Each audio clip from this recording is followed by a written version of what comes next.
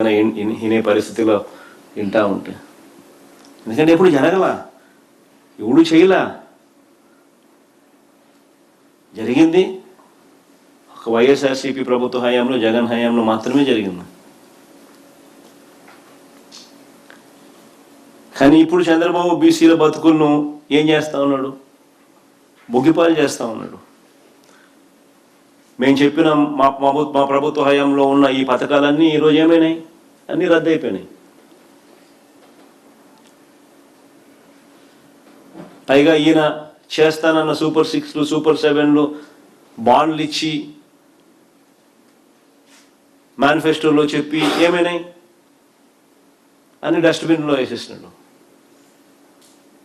అన్నీ మోసాలే. పైగా రాజకీయంగా బీసీలను రాజకీయంగా ఎవరైనా ఎదుగుతూ ఉన్నారు అని అంటే వారిని ఓర్చుకోలేక వారి మీద అక్రమ కేసులు పెట్టి జైల్లో పెట్టే కార్యక్రమం చేస్తూ ఉన్నాడు ఈరోజు. ఎగ్జాంపుల్స్ కూడా చెప్తాము. యాక్సిడెంట్ కేసును హత్యాయత్నం కేసుగా మార్చి అది బైక్ యాక్సిడెంట్, కార్ యాక్సిడెంట్ కూడా కాదు, బైక్ యాక్సిడెంట్. 18 ఏళ్ళ పిల్లాడు తన కొడుకు, ఒక బైక్ యాక్సిడెంట్ హత్యాయత్నము కేసు కింద దాన్ని మార్చి కుట్ర కోణం దానికి యాడ్ చేసి మాజీ మంత్రి మత్స్యకార సామాజిక వర్గానికి చెందిన సిదిరి అప్పలరాజును జైల్లో పెట్టించినాడు. ఒక మహిళా ఎస్ఐని అడ్డు పెట్టుకొని జరగని దాన్ని జరిగినట్టుగా చూపించి ఆ అప్పలరాజును చూడడానికి నేను వెళ్ళినప్పుడు వచ్చిన లక్షలాది మంది ప్రజల్లో అంతమంది సమక్షంలో మా బీసీ అభ్యర్థి ఆముదాల వలస కోఆర్డినేటర్ చింతాడ రవి ఆమెను చంపడానికి ప్రయత్నం చేసినాడంట అనే దాని మీద కేసు. ఆ కేసు మీద ఆయన జైల్లో పెట్టినారు. ఏమన్నా అసలు ఆలోచన చేయమని అడుగుతా ఉన్నా.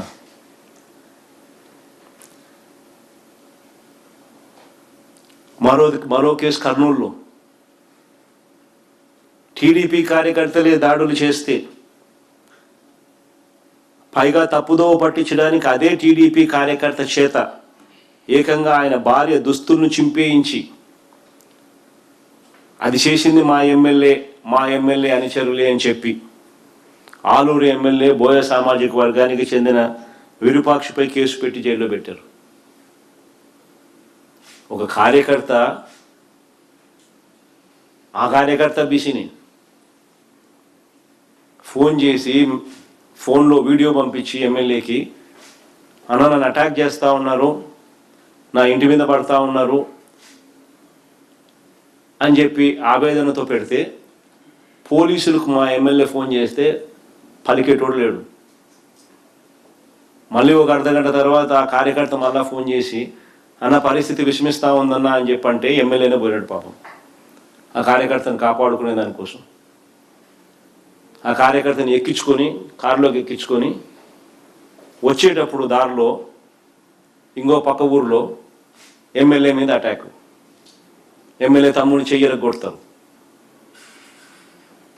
ఇరగొట్టి అక్కడ వాళ్ళు ఒకరు ఆయన భార్య దుస్తులను ఆయనే చంపుతాడు. అది వీడియోలో కూడా కనపడతాను, సోషల్ మీడియాలో వైరల్ అవుతాను.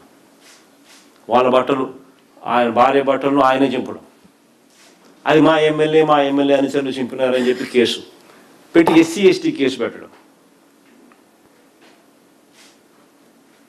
ఎమ్మెల్యే పోలీస్ స్టేషన్ దగ్గరికి వెళ్ళి కేసు పెట్టే ప్రయత్నం చేస్తే ఆ మనిషిని తీసుకొని పోయి, ఎమ్మెల్యే తమ్ముడిని తీసుకొని పోయి ఆ మనిషిని ప్రజెంట్ చేసి, అటాక్ కాబడ్డ మనిషిని ప్రజెంట్ చేసి, ఎమ్మెల్యే తమ్ముడు చెయ్యిరిగిపోయిన ఎమ్మెల్యే తమ్ముడిని ప్రజెంట్ చేసి కేసు పెట్టమంటే కేసు పెట్టేటోడు లేడు. మళ్ళీ అదే ఎమ్మెల్యే రాత్రి ఇంటి దగ్గరికి వెళ్ళి పడుకుంటే తెల్లవారుజామున అదే ఎమ్మెల్యే ఇంటి మీదకి 100 మంది పోలీసులతో వచ్చి దాడి చేసి ఎమ్మెల్యేని అరెస్ట్ చేస్తారు. తప్పుడు కేసులు, అక్రమ కేసులు,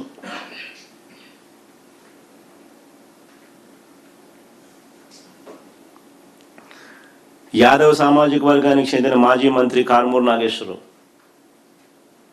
ఆయన కొడుకు కారుమూరు సునీల్ అన్యాయంగా తప్పుడు కేసులు జైలుకు పంపించినారు.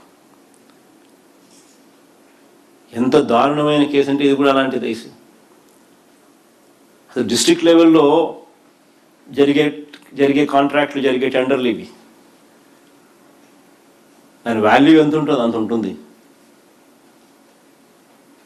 ఆ కేసులో ఈయన నిరికిచ్చి లిక్కర్ ట్రాన్స్పోర్ట్ అని చెప్పి దాని మీద ఒక బండి వేసి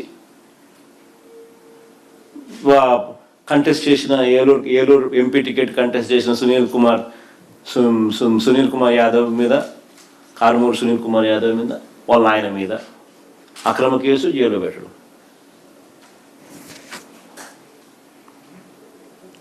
చంద్రబాబు నాయుడుకు బీసీల మీద ప్రేమ ఉంటే ఇవన్నీ చేస్తాడా? విశాఖపట్నంలో 7 మత్స్యకారులు వేటకు పోతే అందులో 6 చనిపోతే కనీసం వాళ్ళని చూడడానికి స్థానిక మంత్రి బోలా. ఈయన బీసీల మీద ప్రేమ గురించి మాట్లాడతాడు. విద్యా దీవెన, వసతి దీవెన, ఫీజు రీయింబర్స్మెంట్ బకాయిలు 9,000 కోట్లు.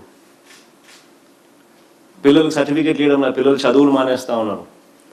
అత్యధికంగా నష్టపోయింది బీసీలే. పట్టించుకునే నాతులు లేడు.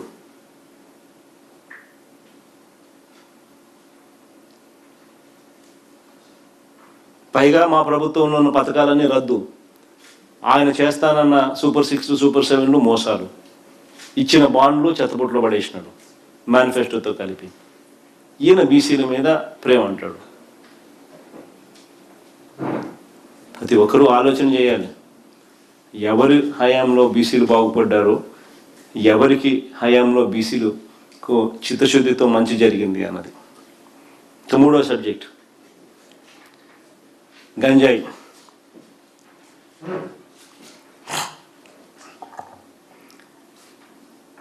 ఒకవైపేమో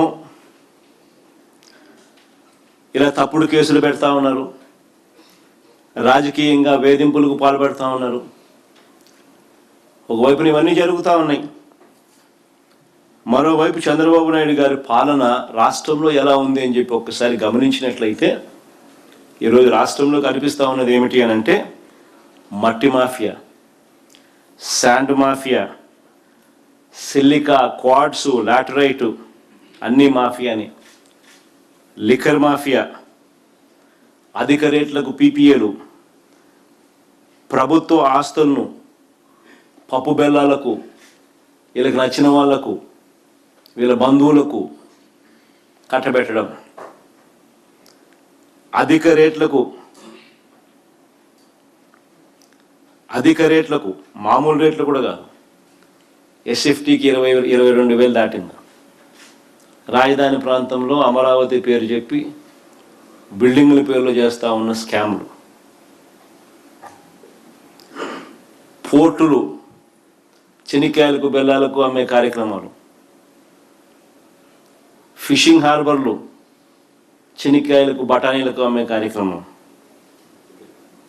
మెడికల్ కాలేజీలు చెనిక్కాయలకు బఠానీలకు అమ్మే కార్యక్రమం, విలువైన భూమి ఎక్కడ కనపడినా కానీ విశాఖపట్నంలో ఆ భూమి నిలబడి ఉండడంలా అన్ని చెనిక్కాయలకు బఠానీలకు ఇలా కావాల్సిన వాళ్ళకి ఇచ్చేయడం, స్కాములు చేస్తాం. ఇవన్నీ కాక డ్రగ్స్, గంజాయి, బెల్ట్ షాపుల పేరిట లిక్కరు, అది కల్తీ లిక్కరు ప్రతి ఊరికి వ్యాపించినాయి, ప్రతి వీధికి వ్యాపించినాయి.